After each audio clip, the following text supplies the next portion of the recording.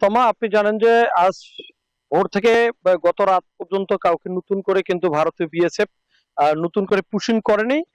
গতকালকে রাতে, গভীর রাতে কিন্তু লালমনিরহাটের পাটগ্রাম উপজেলার যে কালীরহাট সীমান্ত রয়েছে, সেই কালীরহাট সীমান্তে কিন্তু তিনজনকে পুশিং করার চেষ্টা করছিল কাঁটাতারের বেড়া আলো নিভিয়ে দিয়ে। তাৎক্ষণিক কিন্তু গ্রামবাসী এবং বিজিবির তৎপরতায় এবং হইচই করলে কিন্তু তারা, ভারতীয় বিএসএফ তাদেরকে আবারও আহ, ভারতের অভ্যন্তরে নিয়ে যেতে বাধ্য হয়। কারণ আপনারা জানেন যে সন্ধ্যার পর থেকে বর্ডার এলাকাগুলোতে সাধারণ মানুষ, বিজিবি, আনসার বাহিনী থেকে শুরু করে সব লোকজন কিন্তু সতর্ক অবস্থায় রয়েছে এবং পাহারা দিচ্ছে, যাতে অবৈধভাবে ভারত থেকে যেন কোনো কেউ বাংলাদেশে প্রবেশ করতে না পারে, সে বিষয়ে কিন্তু লক্ষ্য রাখছে। পাশাপাশি আপনারা জানেন যে ভারতের বিধানসভার নির্বাচনের পর থেকে অবৈধভাবে পুতিনের চেষ্টা করছে ভারতীয় বিএসএফ।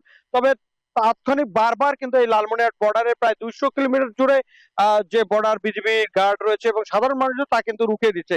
এখন পর্যন্ত নতুন করে কোনো কাউকে পুশিং করেনি গত 4 দিন ধরে। তবে পুশিং করতে ব্যর্থ হয়ে ভারতীয় বিএসএফ কিন্তু ককটেল বিস্ফোরণ করছেন এবং সেখানে কিন্তু মানুষের মাঝে, যে সীমান্ত পারের মানুষের মাঝে কিন্তু আতঙ্ক রয়েছে। এবং পাশাপাশি আমরা বিজিবির সাথে কথা বলছি, বিজিবি সবসময় টহল জোরদার করছে এবং সাধারণ মানুষের সাথে কথা বলছে এবং সতর্ক করে দিয়েছেন যাতে অবৈধভাবে কোনো মানুষ, অচেনা মানুষ যাতে বাংলাদেশে প্রবেশ করতে না পারে, সে বিষয়ে কিন্তু তারা সতর্ক করেছে। এই ছিল আমার কাছে সর্বশেষ। আমরা ফিরে যাচ্ছি মেহেরপুরে, সেখানে সহকর্মী রয়েছে ডালিম, সেখানকার সংবাদ যাচ্ছে। ডালিম, সেখানকার কি অবস্থা একটু জানাবেন?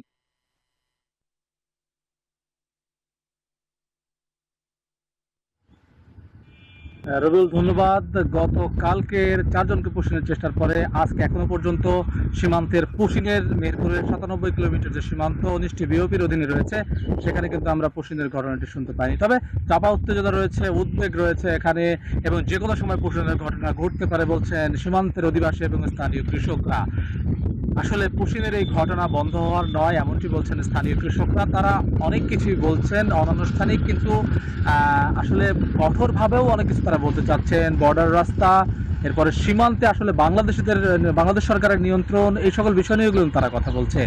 যদি সীমান্তে সরকারের নিয়ন্ত্রণ না থাকে কাঁটাতারের বেড়া বা অন্যান্য বিষয় নিয়ে, তাহলে সীমান্তের এই পুশিং বা অবৈধ চোরাচালান কোনো কিছুই বন্ধ হবে না, সীমান্তের সচেতন মহল এটা বলছেন।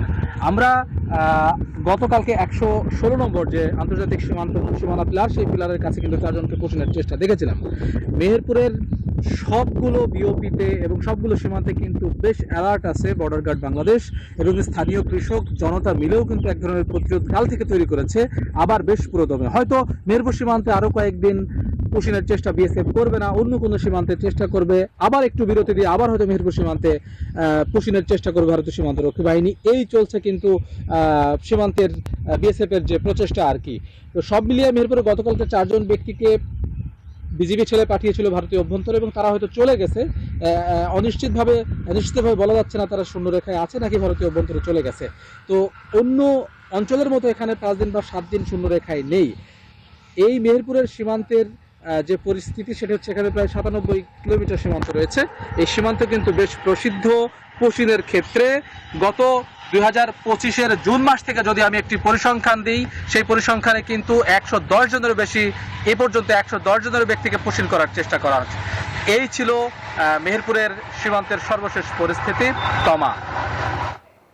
ডালিম, ধন্যবাদ যুক্ত হওয়ার জন্য।